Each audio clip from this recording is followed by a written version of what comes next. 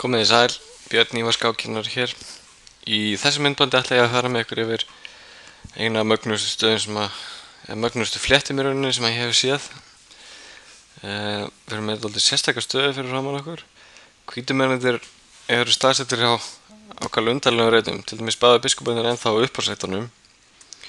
Hrókurinn hér á H5, en hvítur eru eitthvað búin að vera þenni sig á kóngsvögnum og er til dæmis að gera svo vonur að reyna að brjótast í gegn svartu kóngstöðuna. Svartur er hins vegar að verjast við ölkomanum sínum fína stöður.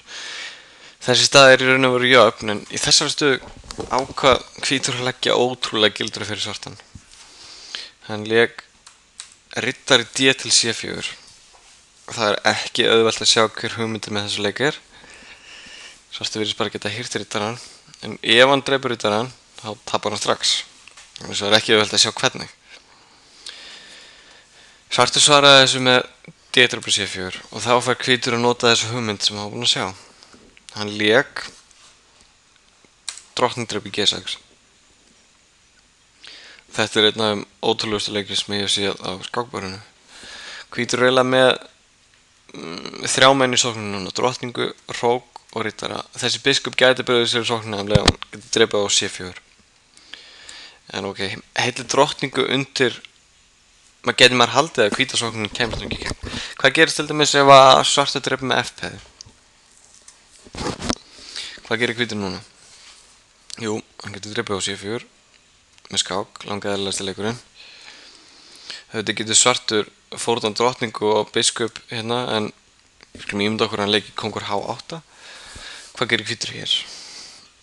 Hann á tvo mjög eðlilega leiki. Hann getur til dæmis skáka hér og heyrt drottninguna eftir, en hann á betri leik.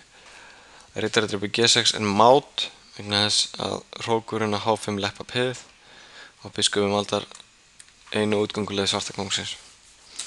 Hvað gerist ef að svarti kóngurinn fer á F8? Hvað gerir hvítur þá? Hugsaði vel hvítur á þvinga mát hér í tveimur leikjum.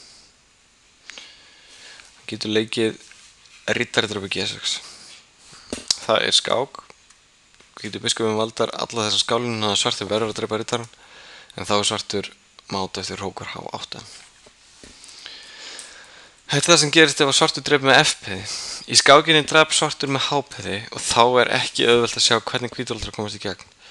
Hér virðist hvítur bara vera drottningu undir fyrir engar bætur. Hvítur er ótrúlegt framhaldi í þessari stöðu. Hann lék riddari drepur G6 með þeirri hugmynd sjálfsögðu að máta svartan hér á H8. En svartur getur dreipið riddarann, en þá kemur biskupinn og dreipur hér á C4, segir skák og aftur endar þetta með máti. Svona endaði skákinn. Ein skemmtilegasta flétta sem ég hef séð á talborðinu. Takk fyrir þetta.